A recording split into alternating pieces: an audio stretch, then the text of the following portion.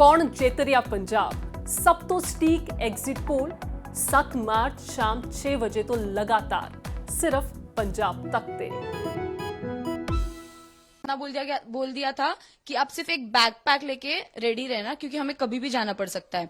और फिर सुबह हमें बताया था कि अभी हमें जाना है। हम 15 मिनट्स में रेडी हुए थे and then we came down और हम वहां से चले गए थे।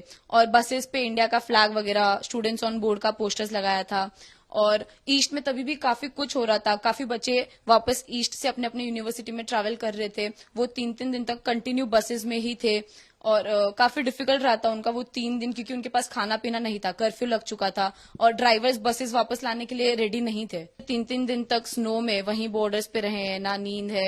उनके लिए वॉशरूम्स वगैरह भी बैन कर दी गए हैं इंडियन स्टूडेंट्स के लिए बॉर्डर्स पे। उनके बैटरीज डेड हो चुके हैं, उनकी पेरेंट्स के साथ कोई कांटेक्ट नहीं हो रहा है और सिचुएशन काफी खराब हो चुकी है। पहले तो ये सब सिर्फ ईस्ट तक था, लेकिन अब वो धीरे धीरे वेस्ट में भी होने लग गया है सब कुछ।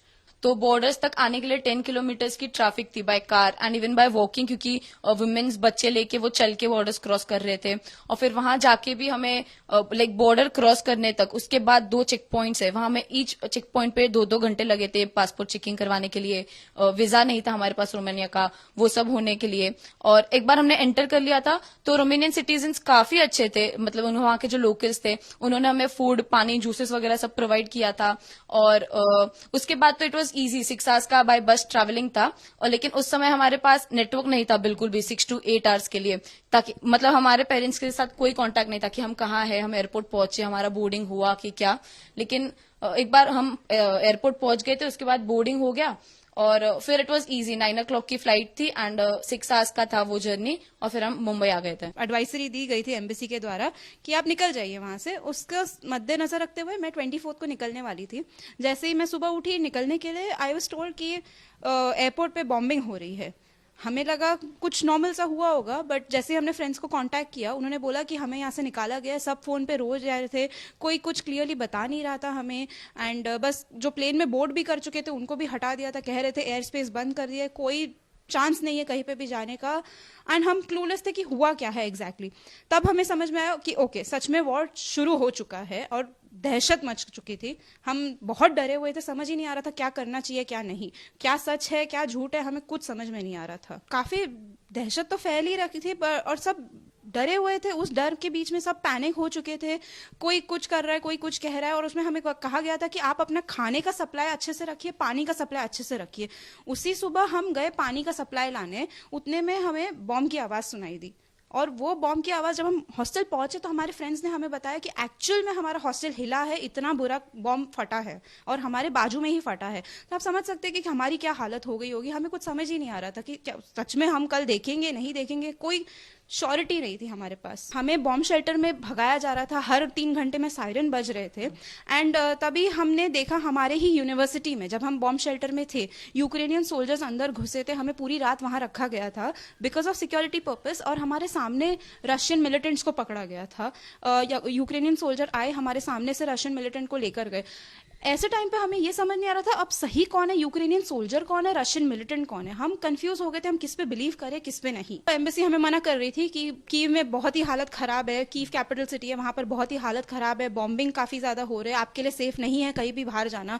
ऐसे माहौल में जब पैसे भी खत्म हो रहे थे, एटीएम से हमारे पास पैसे भी नहीं थे कि हम कहीं जा सके, कहीं पे भी हमें कैश मिल नहीं रहा था, खाना था नहीं, पानी था नहीं हमारे पास, जो था वो शेल्टर था, वो भी उसकी भी श्योरिटी नहीं थी कब चले जाए, कब एयर स्ट्राइक हो जाए। एंड फिर हमने एडवाइजरी पढ़ी कि आप कहीं मत जाइए, it is not safe for you. And बाहर यूक्रेनियन सिटीजन ही लूटने को आ रहे थे क्योंकि पैसों की कमी हो रही थी, प्लस रशियन सिटीजन का लूट मार तो चल ही रहा था। काफी डरे हुए थे हम, बाहर जाए नहीं जाए कुछ समझ नहीं आ रहा था। तो तब हमने डिसाइड किया कि हम निकल जाएंगे। हमारे हॉस्टल ने ही अरेंजमेंट्स किए, डीन हमारा हेल्प कर रहे थे, हमारे यूनिवर्सिटी के डीन ने काफी मदद की, हमारे कॉन्ट्रैक्टर्स ने काफी मदद की हमारे लिए ट्रांसपोर्ट अरेंज करने में। एंड हमने एडवाइजरी को ना फॉलो करते हुए, ना चाहते हुए भी हमें एडवाइजरी नहीं फॉलो की और हम निकल गए उस रात में। कोई श्योरिटी नहीं थी कि हम बॉर्डर तक पहुंचेंगे या नहीं पहुंचेंगे, वापस आना पड़ेगा, हमें नहीं पता था। बट इतना जरूर पता था कि अगर हम नहीं निकले तो हम फंस जाएंगे। हमने शुरू किया जर्नी, पहुंचते पहुंचते सुबह हो चुकी थी बॉर्डर पर। एंड रात के 2 बज रहे थे, हमें कुछ समझ में नहीं आ रहा था बॉर्डर पे भी क्या करना है क्या नहीं। भगदड़ मची हुई थी बॉर्डर पे भी, क्योंकि हमसे भी पहले काफी सारे स्टूडेंट्स पहुंच चुके थे बॉर्डर पे। एंड यूक्रेनियन बॉर्डर पे ये हाल था कि सोल्जर्स हमें जाने नहीं दे रहे थे। ऑब्वियसली उनके भी कोई प्रोसीजर्स होते, प्रोटोकॉल्स होते, वो उन्हें फॉलो कर रहे थे। तो हमारी कोई गलती नहीं थी, ना उनकी गलती थी, बट इतना भगदड़ मचा हुआ था कि हम बिल्कुल क्लूलेस थे कि अच्छा अब हमें ये करना है, अच्छा अब हमें ये करना है। ऑर्गेनाइजेशन बिल्कुल नहीं था वहाँ पर, इसी वजह से भगदड़ मची हुई थी वहाँ पर। इतने में हम लोग सुन रहे हैं कि फायरिंग हो रहा है by the Ukrainian soldiers itself. Open firing हो रहा था क्योंकि बच्चे कंट्रोल में नहीं आ रहे थे, बच्चों पर पेपर स्प्रे मारा गया है ताकि वो कंट्रोल में आ जाए, बट फिर भी कुछ नहीं हुआ उस बारे में भी।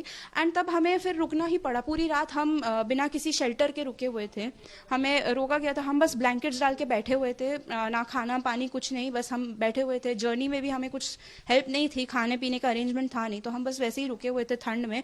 3-4 लेयर कपड़े पहने थे, स्वेटर पहना था, उसके ऊपर स्नो कोट पहना था, बूट्स पहने थे, फिर भी ठंड इतनी तेज थी कि हम नहीं सर्वाइव कर पा रहे थे।